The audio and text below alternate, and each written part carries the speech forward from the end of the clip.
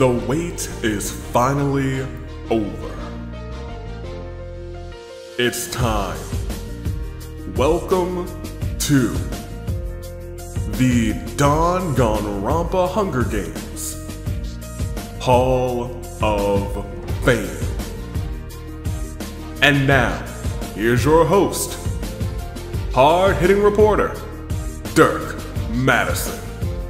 Salutations across all nations, and hello to you live chat and to all watching in this post-premiere. I am Dirk Madison, hard-hitting reporter, and this isn't the first time I've been here, but I do have the privilege and the honor of announcing your Hall of Fame inductees in the first class of the Danganronpa Hunger Games Hall of Fame. Now, I've been here before, as I've said. I was the first person to actually commentate over wrestling on this fair channel of my twin cousins.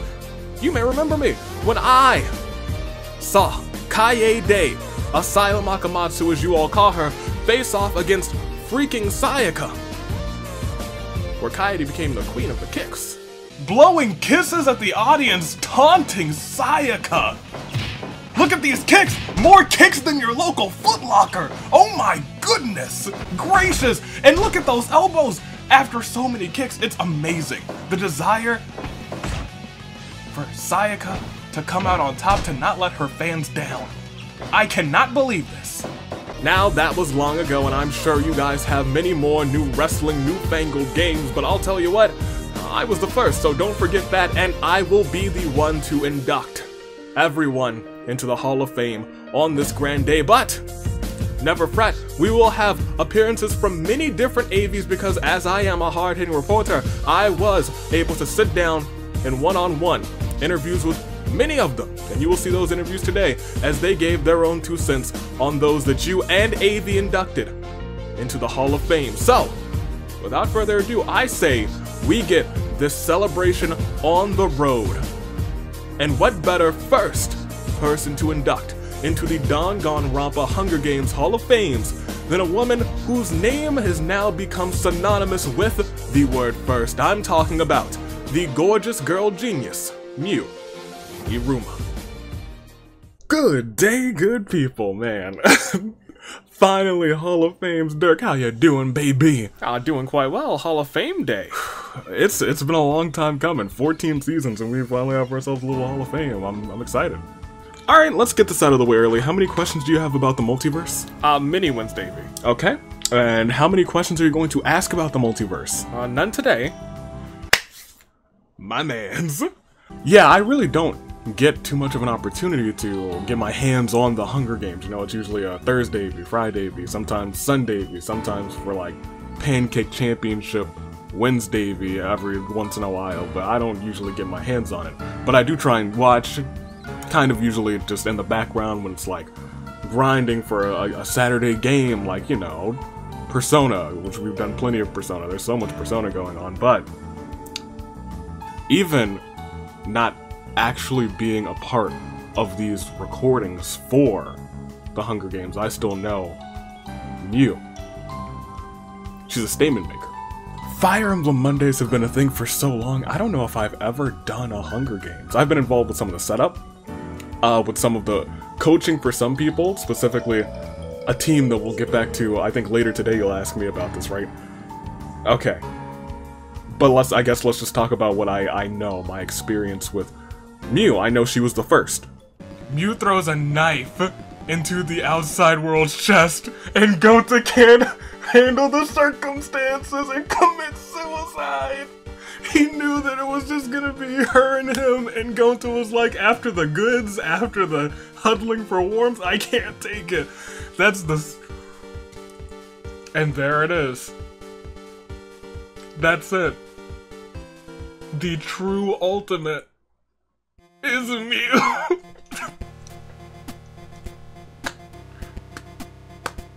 When you think about it, this all started right after B3. And at that point, I feel like Miu, in like the actual fandom, was starting to have a rise to popularity. It was like one of those things, I believe I read somewhere, where they tried to make her very unlikable, but then all of a sudden, there she is. The internet embraces and adores her. And so does RNG, apparently. Do you know who the first person to win twice in this series was, back when we only had the single bracket for singles action? Let me run through. We had Mew as your first winner, then Usami Seiwa, we had Tenko, we had Kaede, we had Makoto, Togami, Mahiru, Justice Hammer 1, never forget. We had Kokichi, also going in later. We had Chihiro the Ultimate, that's when a lot of people started to pile into the series and go back and be like, oh my gosh, look at this is so awesome. We have King Ryoma, we have freaking Sayaka, we don't like to talk about that. We have Hina, and then we had, lo and behold, and I'm gonna stop here, the first person to ever win twice in this series, Mew. Again, first. After that first season, she kind of took a break, but she was not done being first yet. Which means, as we proceed, your winner, Kazuichi, getting out early. It was his dying breath, he said, pimped out rides. It's up to you. Mew, Mondo, one of you two. You've got to do it. They heard his call, and through the power of the pimp, she stood tall. My pick stood tall. Ladies and gentlemen, your new Danganronpa Hunger Games champion of champions. Kicking off, the opening ceremony is just right. Mew Iruma, gorgeous. Girl genius. Takes the win.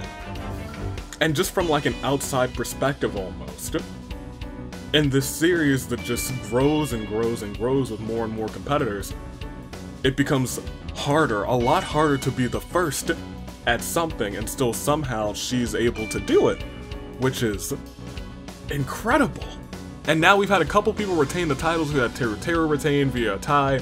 We've had Monophony retain. Ridiculous. But do you know who was the first one to do it? Angie begs for Mew to kill her, for Mew to take her out. Which is fitting. Because Mew just, like, a day, maybe like night 7, day 7, I don't remember, but I remember, just recently stole something. A firearm. And planned to use on Angie.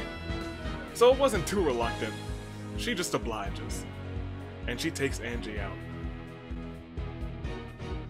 Which means...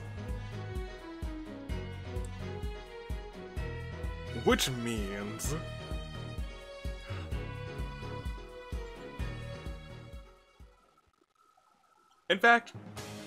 No, not even this one. Not even that one. Hit this one. For the first time ever, your winner, and I say, for the first time ever, still champion, a gold medalist surfer, Mew, takes the victory, takes the medal, keeps the title, shows off, shows up, and wins. Who? Me, you? Me and you and Zabumafu? Who? Oh, my granddaughter. I think when you're doing these, and Thursday V, he probably agrees with me, and you see this opportunity and you're like, Mew could be the first X, Y, and Z, you might as well take what you said in your vernacular and change it and said, just say Mew is about to be the first X, Y, and Z, because that's just what she does. And Mew took the title off of Kazuichi, and I think that is really, really important, because I think that helped build the relationship with Kazuichi to help her get into the entourage, because she was teaming with Kazuichi as well.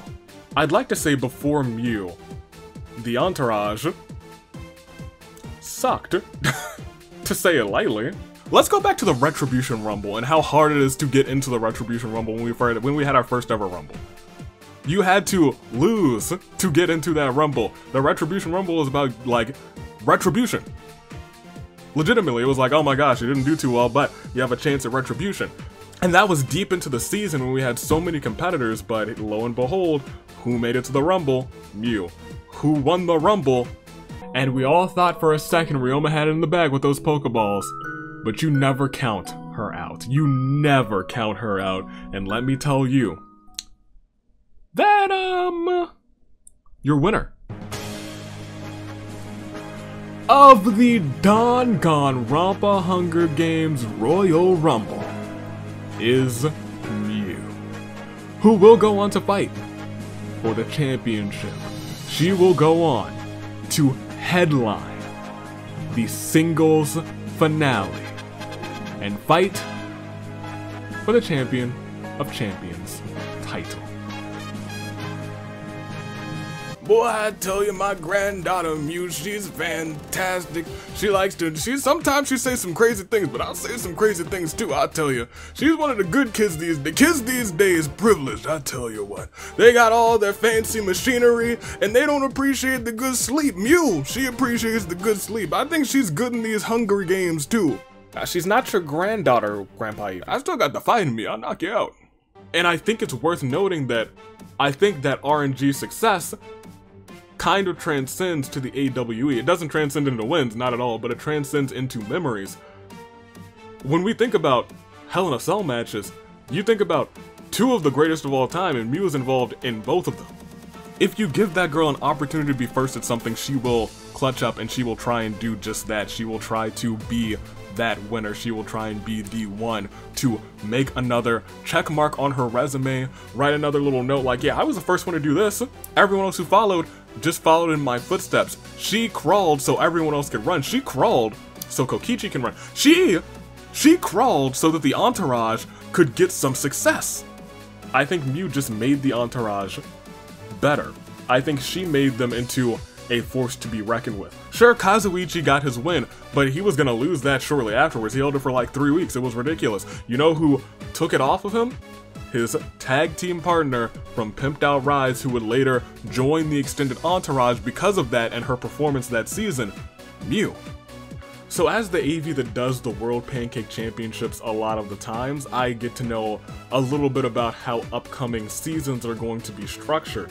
And I know what season 14 is kind of the structure going to be, so I wouldn't be surprised if we have to circle back and say, oh my gosh, Mew's doing more first, because there's some opportunities to do some first things in this upcoming season, and I think all eyes are going to be on Miss Mew.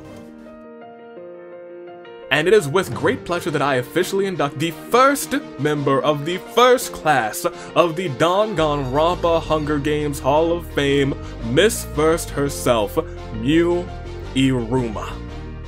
And you'll be able to see everyone in their branches in their full glory on the US Aviator website after this program is concluded, or maybe after that, who knows what these AVs do with their website updates. I'm not entirely sure. I'm not Navy. I am twin cousin Dirk Madison. However, we must get this show on the road. We must continue on with our inductees, and these two made Season 8 very special in the Danganronpa Hunger Games.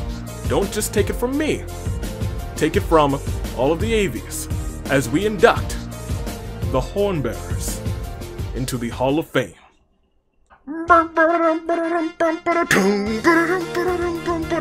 I like it when they sound the horns. That's what's up. That sweet sousaphone and that glorious ocarina. I got one right here. Actually, it's right here. I can't play it like Rantaro, but I can. It's not good. One day I'ma learn. I think Wednesday's actually pretty good at it now, but not I. I don't know where to put my fingers on that thing. Got to ask Wednesday. Let me take you back to the Hornbearers, because the Hornbearers were exclusively a me thing, a Thursday thing. We had to find new Hornbearers. We didn't have people sounding the horns. We had drums being played, but literally no horns. So whenever we would say, "Sound the horns," there was nothing. And starting this shebang, because it's the Bloodbath. And as the tributes stand on their podiums, let me tell you that the horns, they do sound.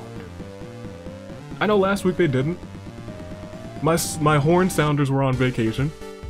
I'd like to imagine there are Danganronpa characters who are my official horn sounders. That's what I'm gonna do for the rest of the season. I'm gonna add a couple events. I'm gonna have official horn sounders, and they will be the ones who are always sounding the horn. The tributes are standing on their podiums, and the horns, they have sounded, but I don't know who is sounding these horns. Can someone, who are you? I don't know who you are, but thank you for sounding the horns.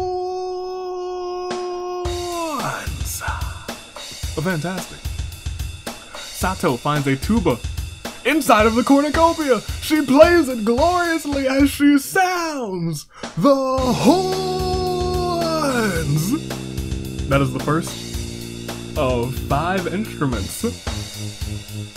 Sato, thank you.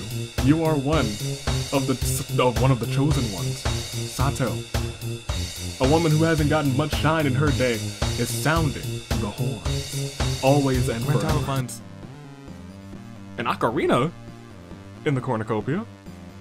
He plays it, and the sound warms the heart of each and every tribute as he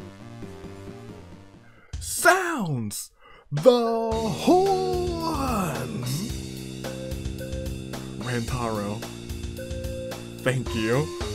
There are a bunch of other horns, and you chose the one fun item, maybe 1 or 2 fun items that was not a horn. But you know what? You know what you did? You sounded them. That's my boy. That's my horn bearer. That's my horn bearer. You and Sato, you going places. It sounds good too. It sounds good too. They were put together as the first 2 horn bearers through RNG. And with that RNG, you guys put them into a team.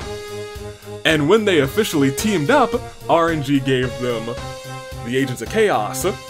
It gave them the cash-in to win, and it also gave them the retention.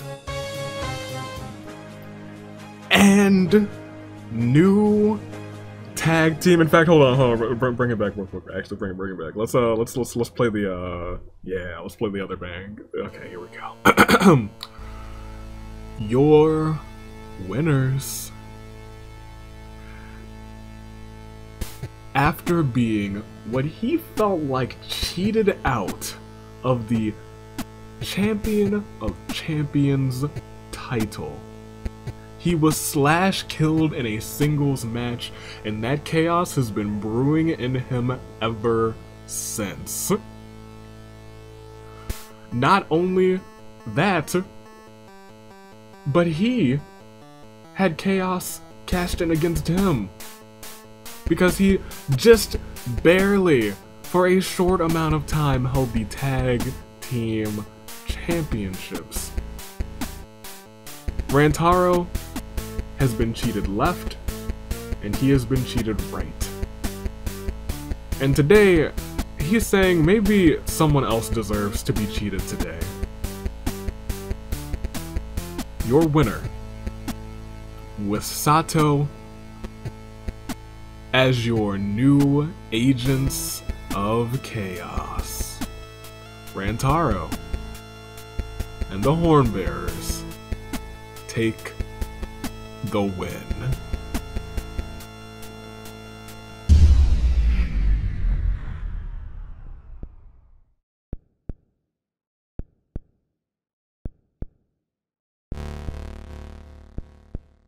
I won the right to a special perk for participating in the killing game. I'm talking about us. Other than that, you're just like all the others. So watch your back. Trust no one, and never forget, you wanted this killing game. So you have to win, no matter what. No matter what.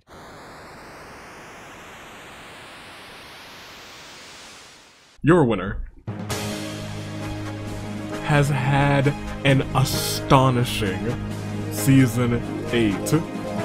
After getting robbed by Monophony in last season's finale, he started to turn things around for himself, won in pre-season twice, became an Agent of Chaos to make sure that a title match was going to be in his hands. And today, he made that happen. The first ever successful Chaos cash-in for the championships. Your winners, Rantaro and Sato, and new unified Danganronpa Hunger Games Tag Team Champions. The Hornbearers, Rantaro, take the win and take the titles. She came, she saw, she tried to conquer, but it is the Hunger Games, and boy was she hungry. They did it, I can't believe it. That your winners. And boy have they had a season to talk about. So let's unpack. In preseason, they became the Agents of Chaos. During the season, they became the first Agents of Chaos to cash in and win. And now, holding the titles so heroically, I can say that they are still, in fact, one more time, your winners, and still, Danganronpa Hunger Games Tag Team Champions, the Hornbearers, Sato. And if I may be so bold, Sato, Rantaro, sure, they had that incredible run just with each other as tag team Agents of Chaos turned champions, etc., etc.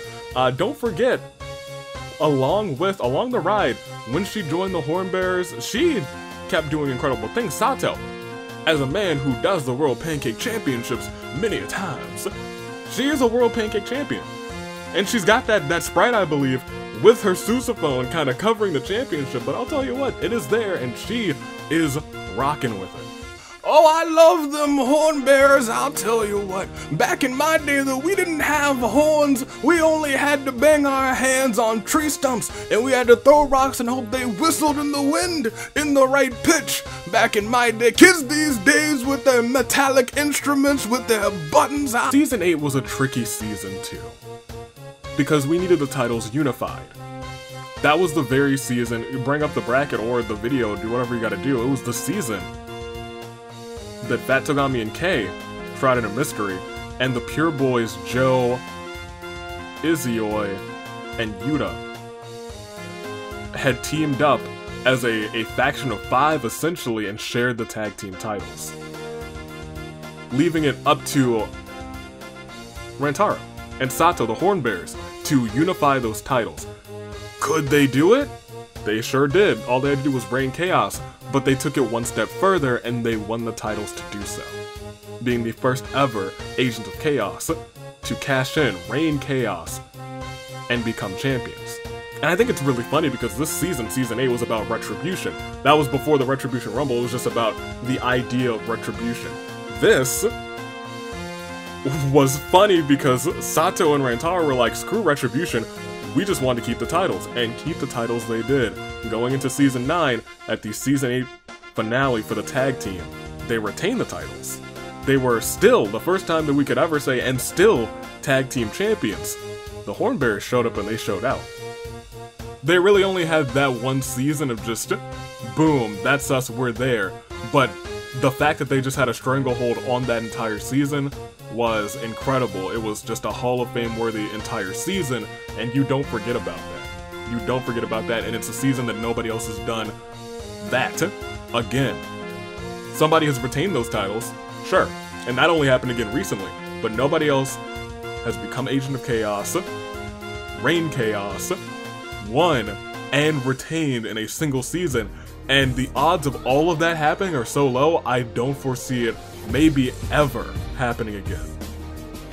And the tag team Agents of Chaos turned tag team champions turned tag team retainers are the first to be inducted into the Tag Team Hall of Fame, built by RNG, but together they triumph. Rantaro, Sato, the Hornbearers.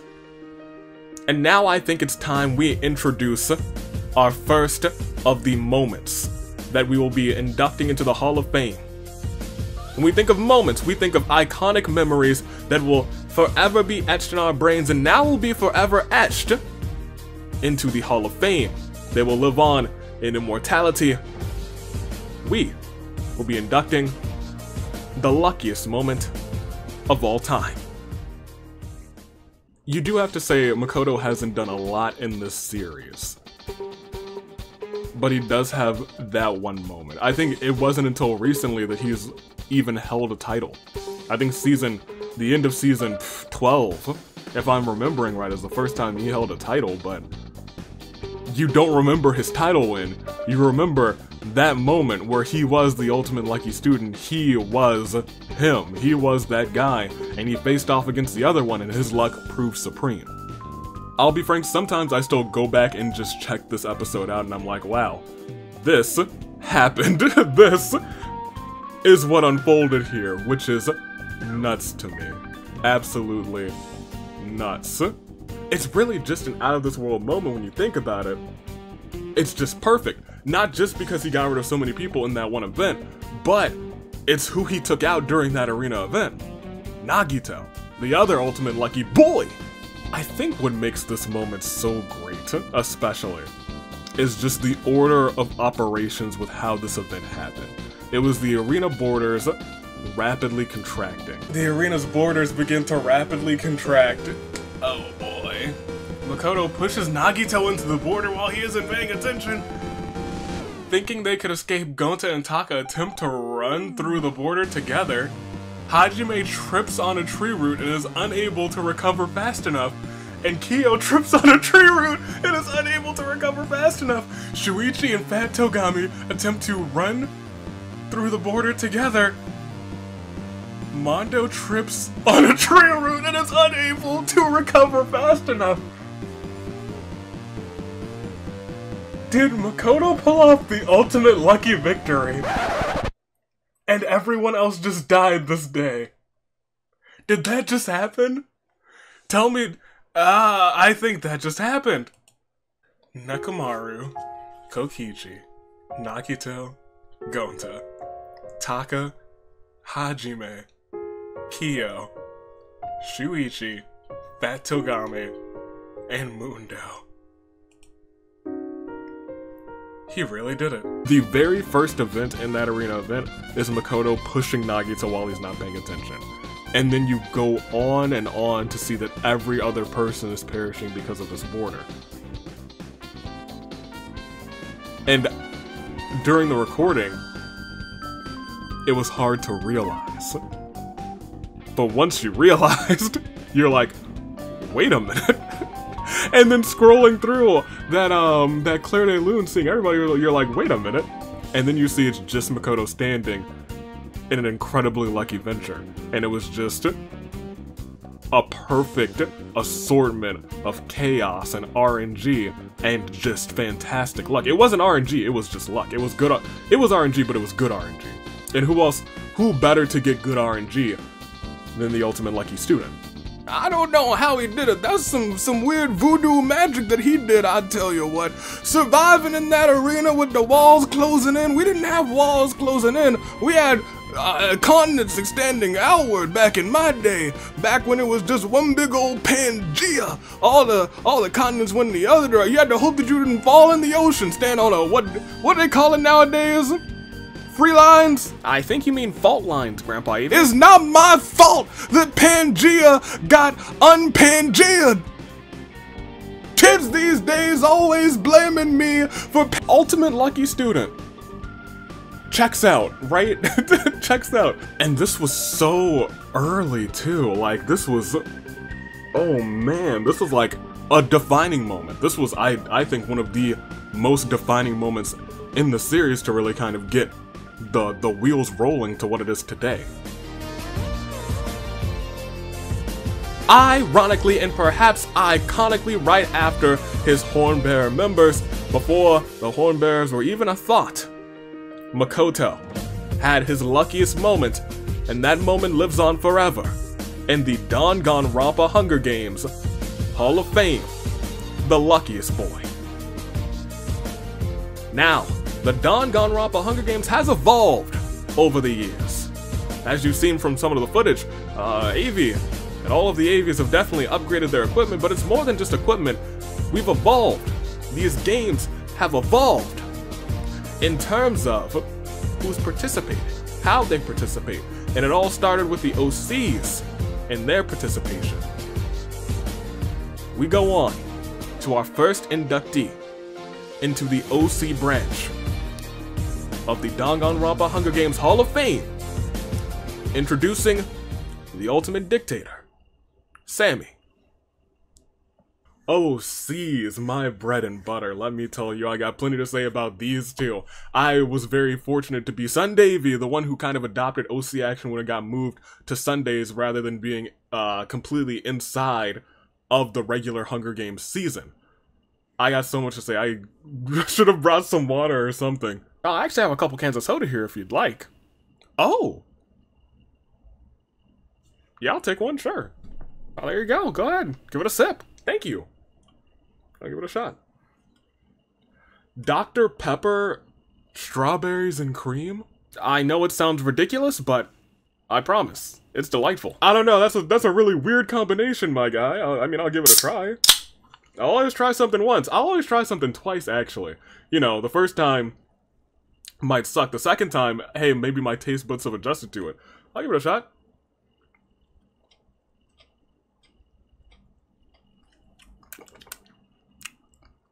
Huh. That's bad. Now, I'm sure she's a lovely dictator, but back in my day, we didn't have dictators. There were no rulers. There was barely a society. We had... Sammy's rise to power was before I got in charge of OC action, but I am all too familiar with it. Not only did she win in her season, moved on to be one of the few OCs to actually fight for the Champion of Champions title, but you got to think about it this way. She also, I think, went on to win preseason. At that time, OCs weren't competing that regularly. It was just like a once a season thing. So for her to be winning and then winning again, she's still one of the only OCs to have multiple wins in the franchise. And she did it like back to back immediately. She started to set the record. She was like, compared to Mew, who was the statement maker for the regular Hunger Games, the regular season, Sammy quickly became the statement maker, the icon for OC action. And I think that episode was really special in a lot of people's hearts. Now, I know we've had like a lot of OC moments, but you always remembered the first because that was really like, I think the first, was it the first? I think it was the first Thanksgiving. Yeah, the first Thanksgiving that we were running Hunger Games. I remember because I had to set some of these OC report cards up because it was a lot of them. It was like, it was an all AV, this is behind the scenes. This was really like an all AV process. Every single AV was out here on laptops, on computers, honestly, some of them were on tablets, trying to just create all of these report cards to get all of these OCs in for one big episode for the first time, and it was such a beautiful collaborative effort. I have some real so-so memories about setting this episode up. I was, I think, one of two AVs that had the tablet in assistance with setting this up. Trying to create those report cards on the tablet sucks. I've never seen such a cute dictator. That being said, I've not looked up a history of dictators. There might be some pretty cute dictators. I'm gonna have to check it out. Let me behave. This is the Hall of Fame. It's supposed to be a straight-laced, very kind, very noble event. But I'ma look. I think Sammy will live on forever in that moment. There were Sammy supporters after that. It was just, Sammy became that OC. Sammy was the first that OC. Now there are like many that OCs nowadays. You're like, oh my gosh, I love this one. I love that one. I love JFJ. I love Melody. I love Kiki. I love all these OCs. I love Amber. Ladies and gentlemen, over 100 OCs walked in, but the one who walked out, your winner from District 20, Sammy. the ultimate dictator comes out on top and rules over the Hunger Games. Ladies and gentlemen, congratulations to Sammy. And I do love this episode, not just because of our winner and our new Hall of Famer, Sammy, but it also kind of just set a precedent for all of OC action from then to today. That is what kind of started the spark, and there's still a spark for OC action. They're still like, oh my gosh, our OCs can compete against each other. This upcoming season, we'll see them compete with Danganronpa characters. It's gonna be not just Danganronpa characters, Fire Emblem characters, Somnium Files characters, Persona characters, characters from all over the place. It's gonna be ridiculous. It's gonna be a return of the Dangan Olympics. But none of that happens. None of that could have ever existed without that initial mark. And the winner of that initial mark, that initial episode that sparked it all off, Sammy. I love all these OCs who competed multiple times. There's a lot of names that's just familiar. There's Rose, the current OC champion. There's Tigra. There's June. There's just a lot of OCs that are, I don't want to say household names, but in terms of the Danganronpa Hunger Games, they are household names at this point. And Sammy was really the first household name. And as she ruled overall in her talent, she now rules overall in the Hall of Fame forever. Sammy, inducted officially into the OC branch of the Danganronpa Hunger Games Hall of Fame.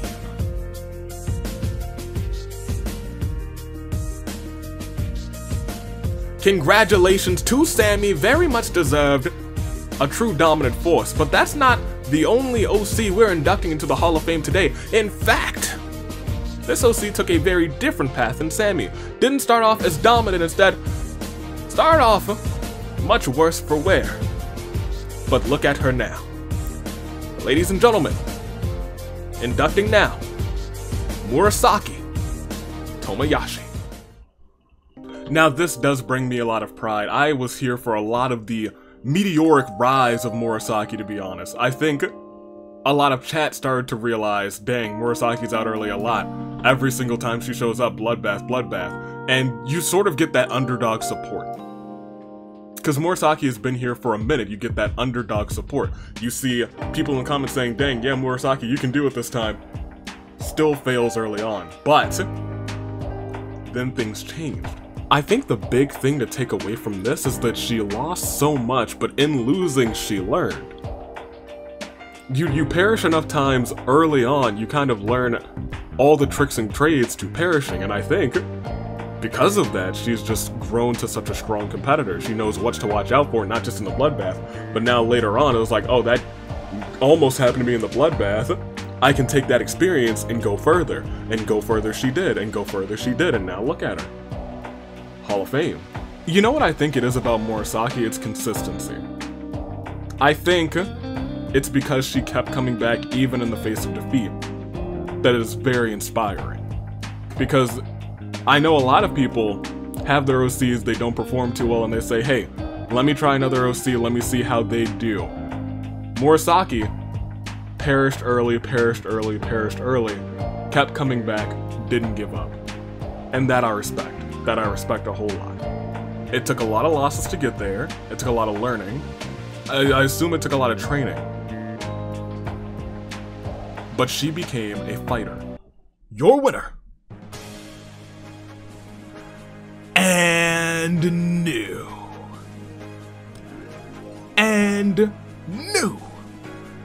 Danganronpa Hunger Games OC champion. She survived what was an onslaught, a restless bloodbath.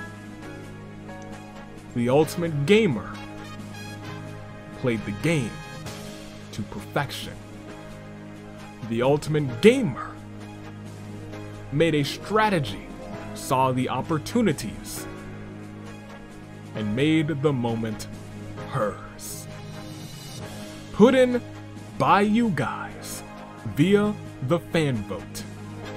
Your winner and new OC champion, Murasaki, takes the win. Yes, that's the one. They started the season, or rather preseason, with a victory. Catch 'em All became Tag Team Agents of Chaos. They helped make Astral Planes Tag Team Champions. They helped make Assassin's Game Tag Team Champions. And today, with no chaos on the line, they said, we're making ourselves Tag Team Champions.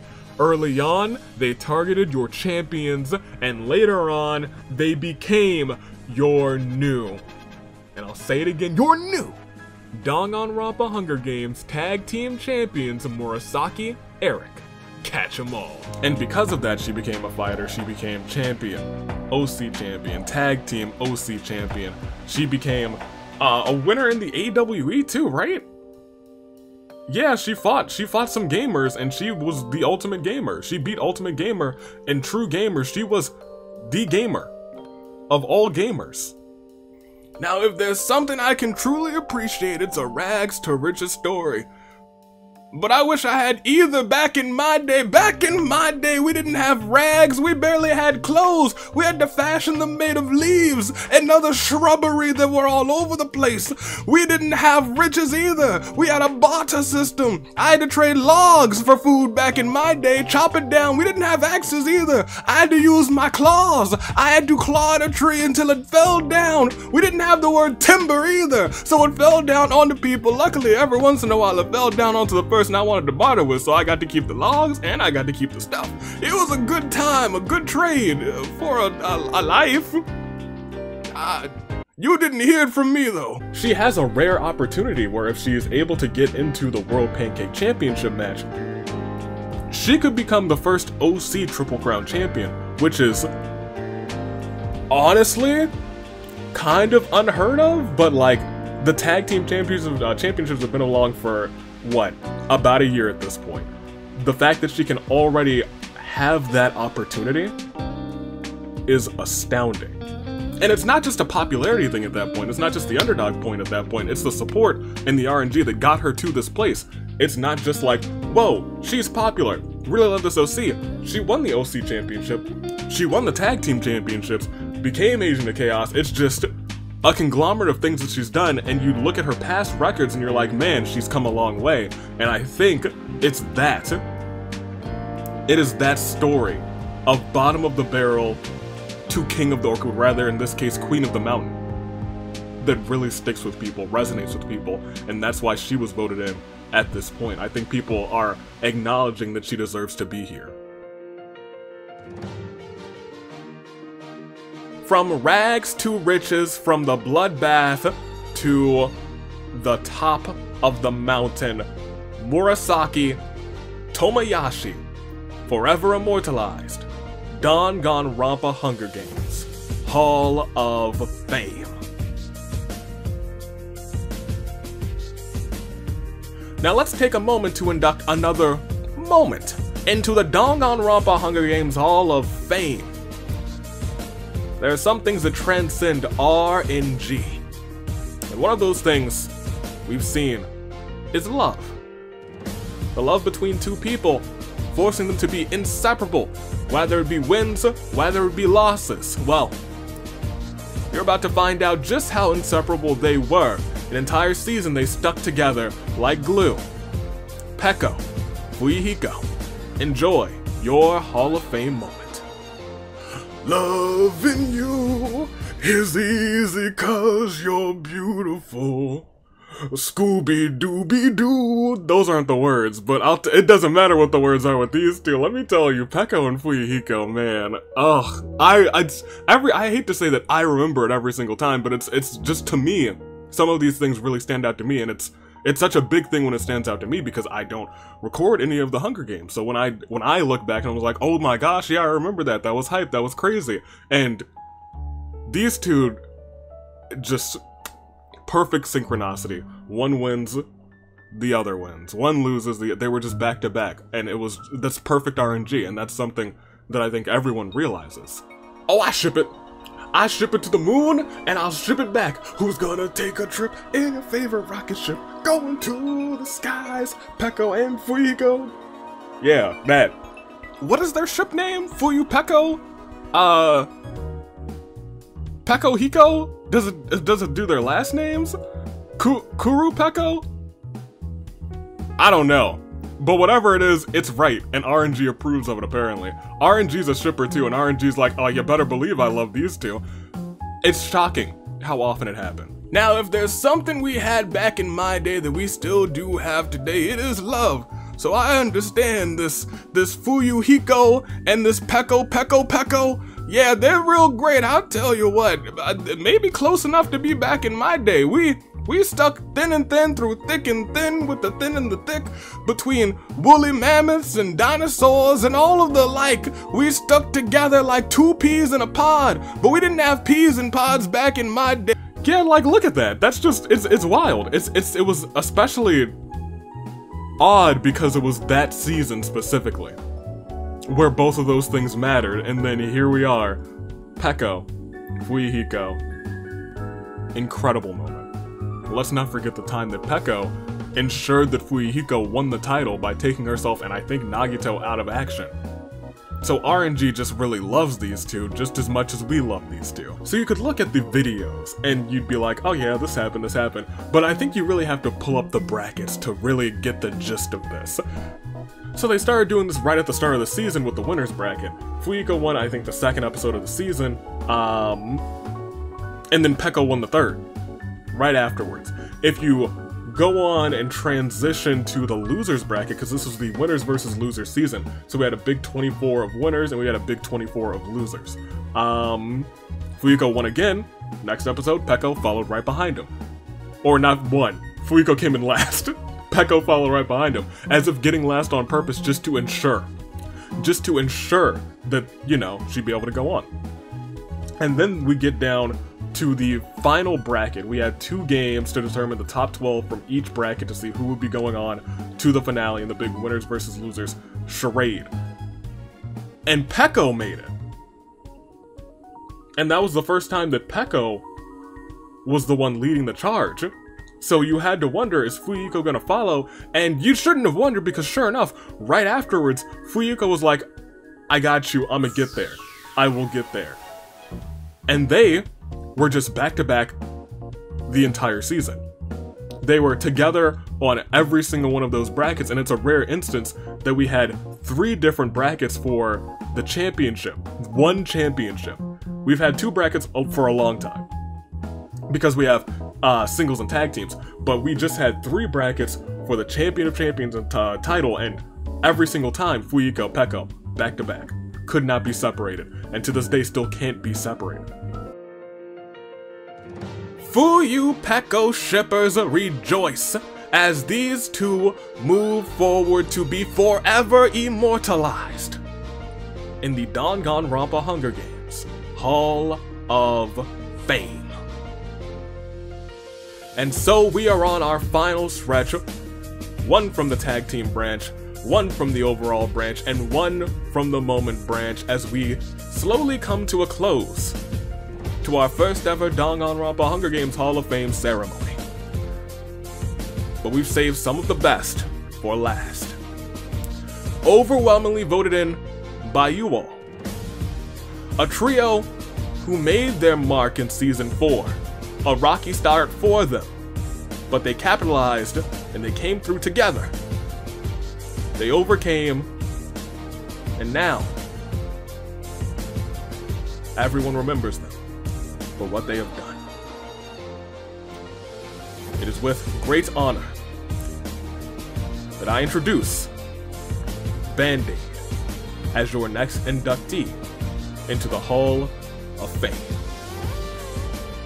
And this is really special to see these 3 come so far, because before, they were all struggling. They really were. And then just the switch, and I'll be frank, this one is a special place in my heart too. All the Avis, like I said before, it was a collaborative effort to make all of the OC report cards between all of us Avis. managing Band-Aid was a real collaborative effort too. All of us really put our heart and soul into making sure Band-Aid could do what they did, and to see them come together and really flourish is just, it's so perfect. We put so much work, every single AV, through just training with them, through, it's so beautiful. I personally trained Mikon for this, and it was a ride, actually. See, so let me walk you through it. After we had said that we would be personally training Band-Aid, personally managing Band-Aid, we all kind of took steps in training and consoling and just giving advice, but I took the opportunity. I was like, oh yeah, Mikon, absolutely, we'll hang out. She was all like, I'm sorry, a whoopsie doodle, but she got stronger, she got better. But then there was kind of a switch in her personality. She became Agent of Chaos, and it was less, that's when things kind of got a little troubling.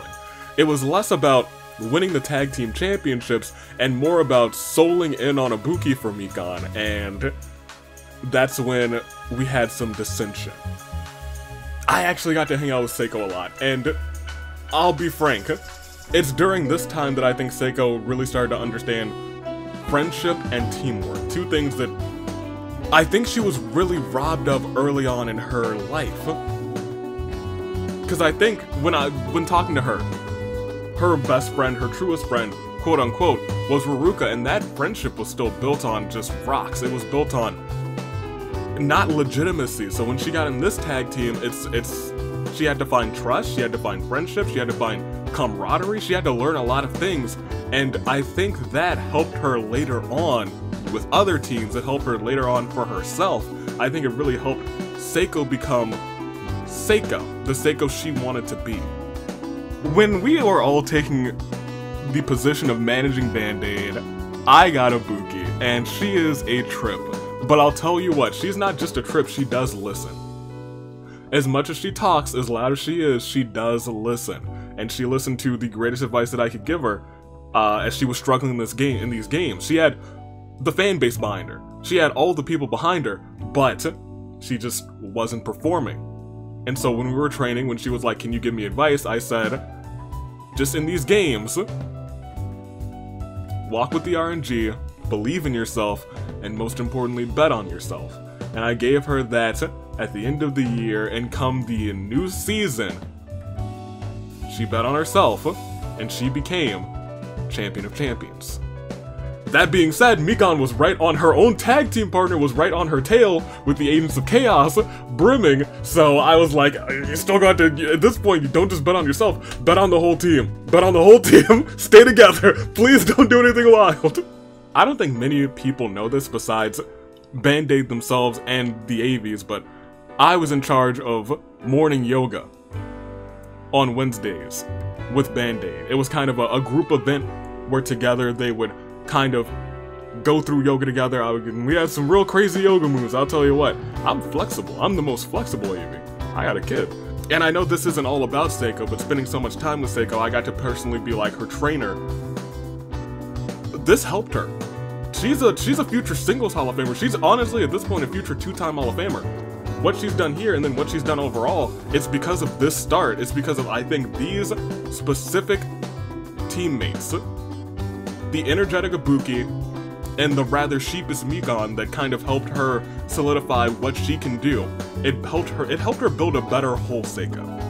Now I appreciate these girls with the bands and the aids. Back in my day, we didn't have band-aids. If you lost a limb, you had to, ooh, kids these days, let me tell, don't get me started. I'm gonna get started right now, it's too late.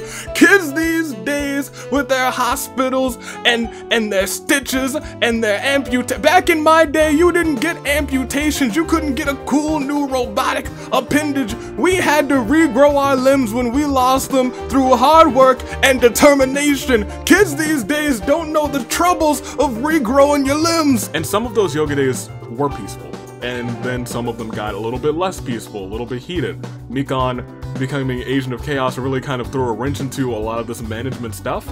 But from a manager's side, you kind of see it and you're like, whoa, one of our competitors champion. One of them, Agent of Chaos. That's a lot of success. But as a team, they still weren't doing anything. And once that got out of the way, once Mikan reigned chaos, they kind of started to mesh again. They started to really collaborate. And it was a beautiful thing. Ibuki, Jotaro. Ibuki, Jotaro. Ibuki, Jotaro. Ibuki, Jotaro. Ibuki. Pimp slaps. Jotaro. Off of a cliff.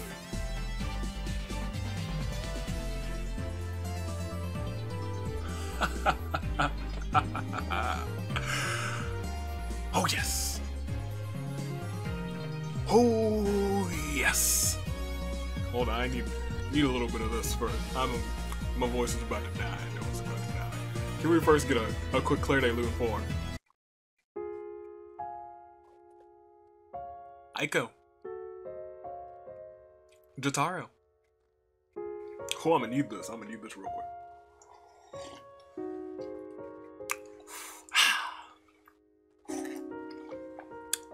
Ooh.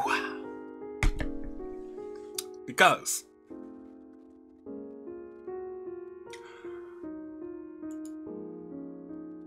ladies and gentlemen, despite the setbacks, despite the odds, despite her partner forcing her to defend her championship, causing a rift in the team,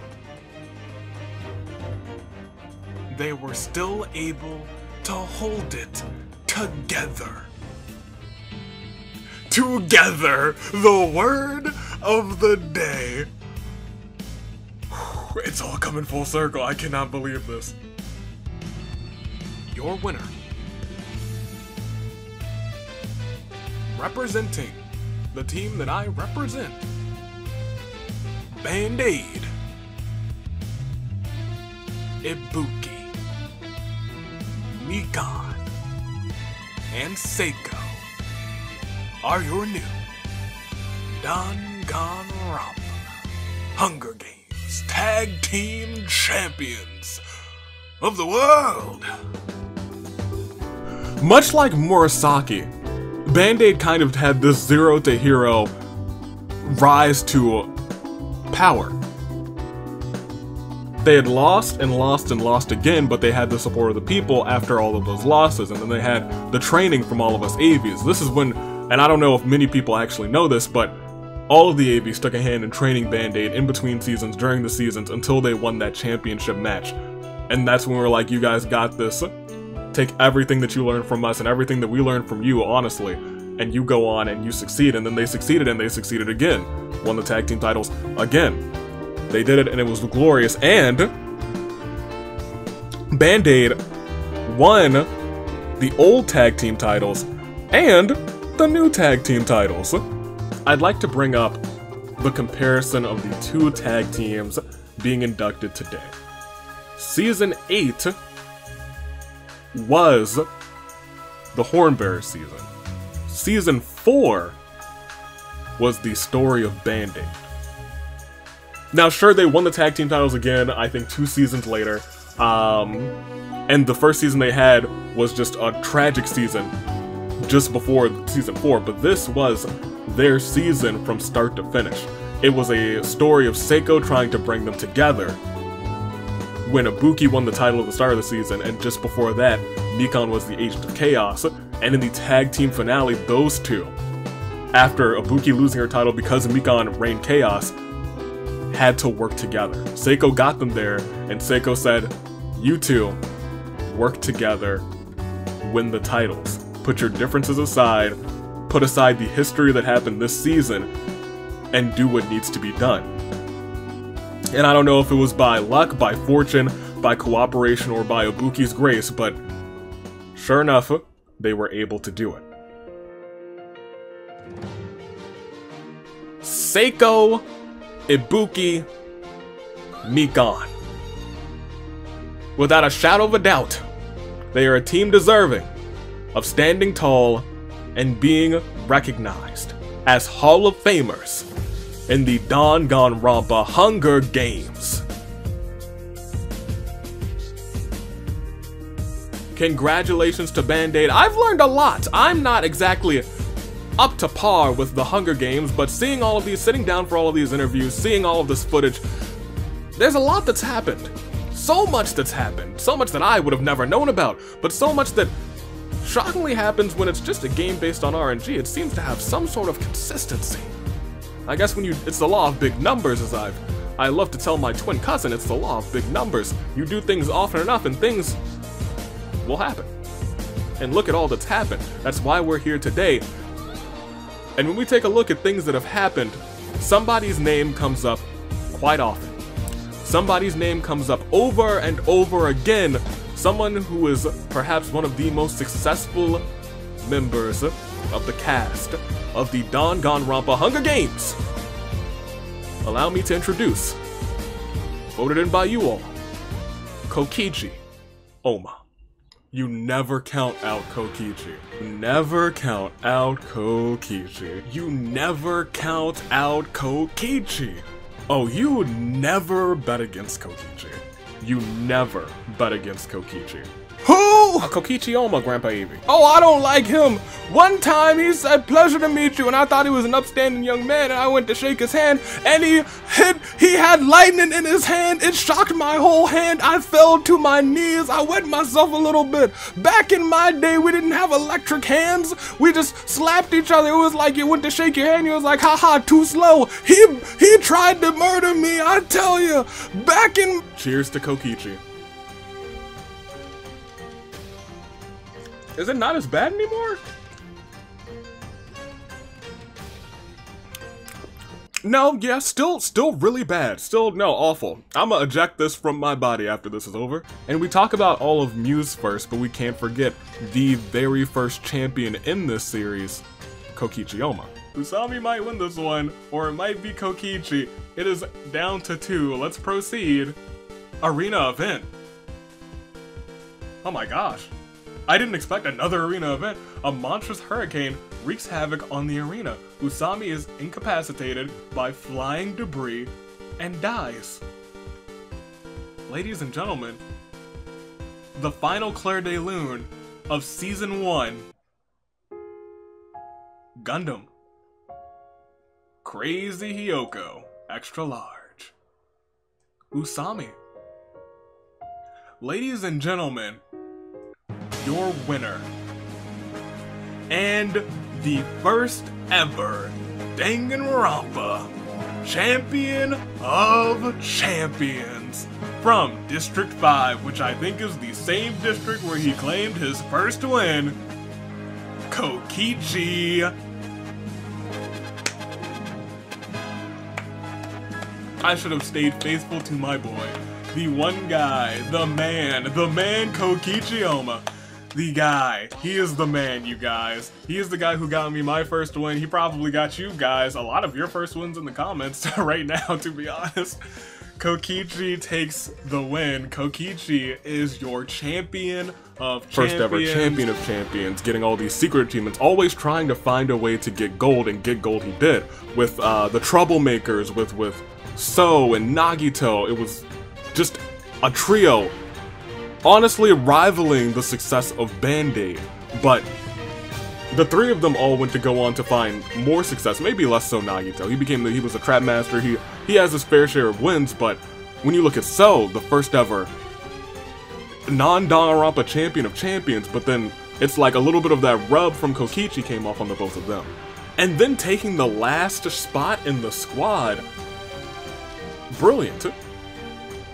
He brings that record with him, and he's still doing major moves. He's still winning and winning and winning. And the day that he donned those glasses, mwah, we knew that he was going to continue being the force that he was. The force that he was. After that, he still got his wins. I think he got a zombie victory at some point. I think he's just quote-unquote robbed people of getting to their spots on brackets. It was Kokichi. He's not robbing other people. He's doing what's right for him and doing what's right for the squad. And unlike Mew though, Kokichi's RNG transcends, and I think that's what makes him a more dangerous competitor. Mew sees things and she's like, I want to do it first. Kokichi sees things and he's like, I just want to do it. And you know what he does? Tag team championships, champion of championships, but we go to the AWE, he had an opportunity at the title, and you know what he did? He won the title.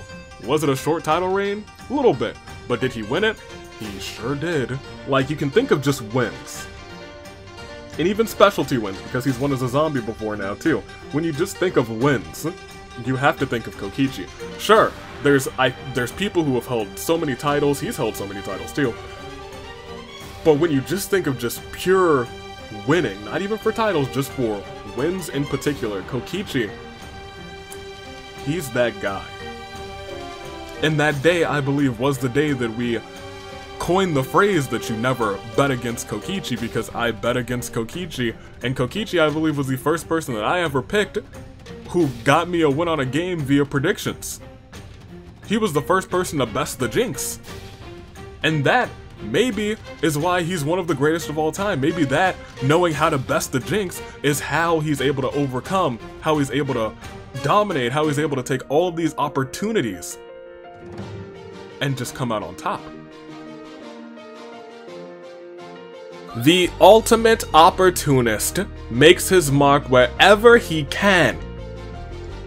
Kokichi, enjoy it, for you are in the Danganronpa Hunger Games Hall of Fame.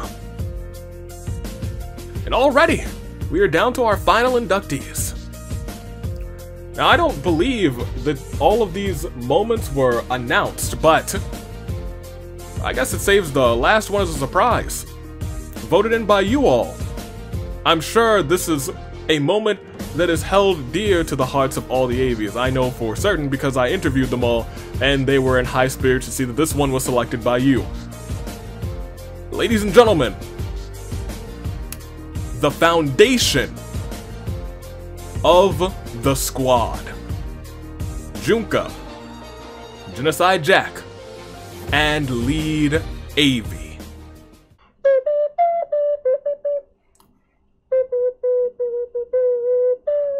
Take a step back. You think of all of your factions. You think of the Entourage, you might think of the Cave Tribe. Nobody really thinks of them, but like, if you remember them, you're like a true real one, because they were like a one episode and done. We never mentioned them again for real. But you think of the Entourage, you think of the Hornbearers, and you think of the squad, and all of those really didn't exist until the squad existed. I think the squad let loose for more factions to exist. You even have like factions created by some of you guys that are still kind of creeping into existence. You have Honorary Ghost, you have the completely silly and irrelevant like TV head faction. You've got so many things that are like forming. And I don't think any of that forms unless the squad exists. And I think this moment that RNG gave us allowed for a gateway of creativity. There's a lot of things that divide the Avies nowadays, but there's a couple things that we all stand tall and agree on together. The squad's great, freaking Sayaka sucks, Gentleman Thomas sucks, and everyone here should do an honor to themselves and let him in. Yeah, maybe not that last one, maybe we don't agree on that one yet, but we will, don't worry, we will. Oh, I like them. If there's one thing I'm lucky we didn't have back in my day, it's freaking Sayaka. We didn't have freaking Sayaka back in my day, but I'm so sorry y'all got it now. If there's one thing, you know, if I had to wish something for the kids, even though they're so privileged these days, it would be that they didn't have to deal with this freaking Sayaka. That's a tragedy.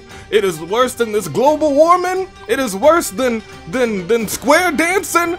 Oh, don't get me started on square dancing. Back in my day, we didn't have shapes. We had. When we talk about perfect RNG, this is it. And I think this is very special for all of you as much as it is for all of us Avies, because this was that moment. I think this was a series defining moment, because look at where they are now.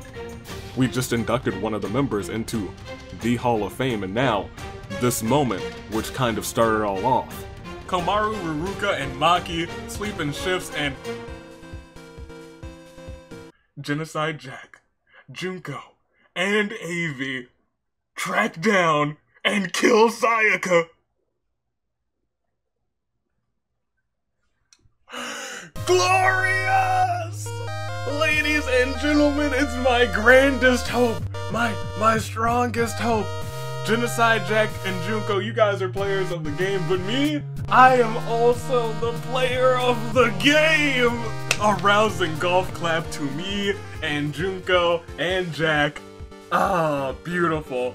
That's highlight of the season, you guys. I took out Sayaka.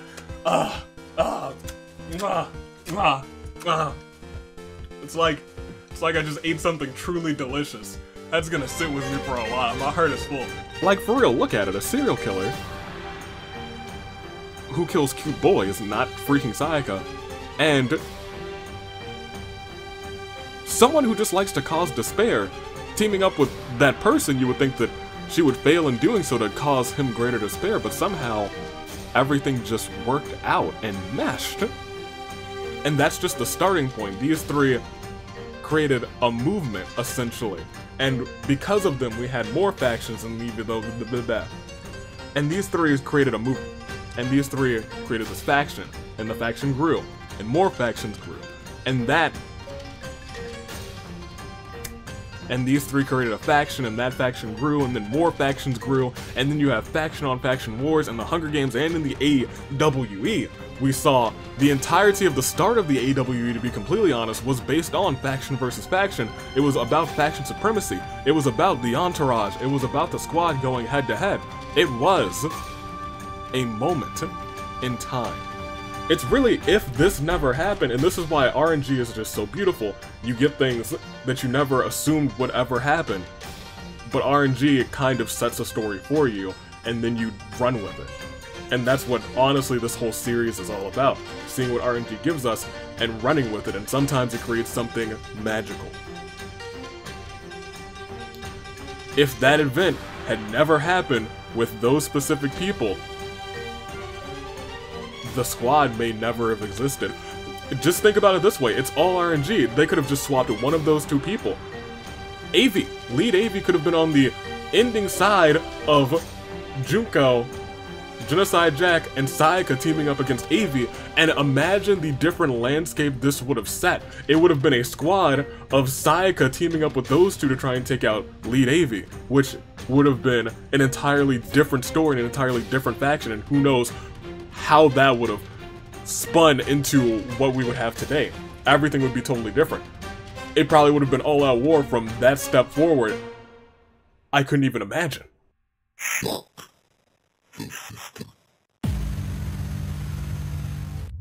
First class Hall of Famers. Was there ever any doubt? No, absolutely not. We deserve to be here. Without us, there is no Hunger Games. Without us, Sayaka may have already become champion of some sort, but you know what she's never held? Gold. You know, we've held two-time champion of champions, former champion of champions, and former tag team champion. And speaking of tag team championships, I've held some gold too. And I'm sure many of you are thinking, how could we have voted the squad in? How could we have voted them in? It should be the entourage, it should be the Horn Bears. Well, it's funny you mentioned that. The more you argue, the more you're just trying to come up with excuses. Because you know it's the truth. And it hurts. Because sometimes the truth does hurt. But just ask freaking Sayaka. We hurt more. Thank you for your votes! The squad remains eternal. Boom!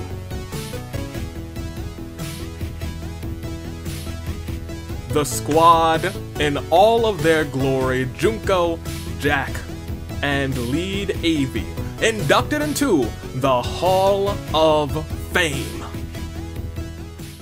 Truly deserving each and every single one of these competitors. Thank you wholeheartedly for all of you for joining me, Dirk Madison, twin cousin of the United States Aviator.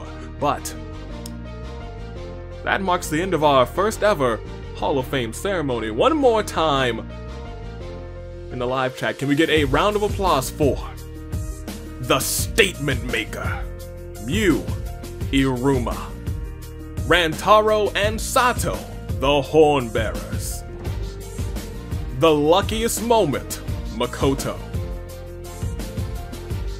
the OC of OCs, Sammy, from Rags to Riches, Murasaki, Tomoyashi, the inseparable Peko and Fuyehiko, Seiko, Ibuki, Mikon, Band-Aid, the ultimate opportunist, Kokichi, Oma, and lastly, Junko, Jack, Avis,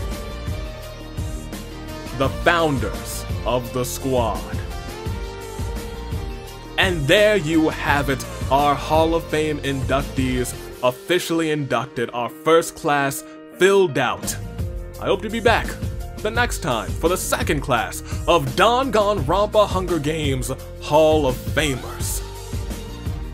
But for now, we must call it a close. We've had a fantastic time. We've had fantastic interviews thanks to me, Dirk Madison, hard-hitting reporter.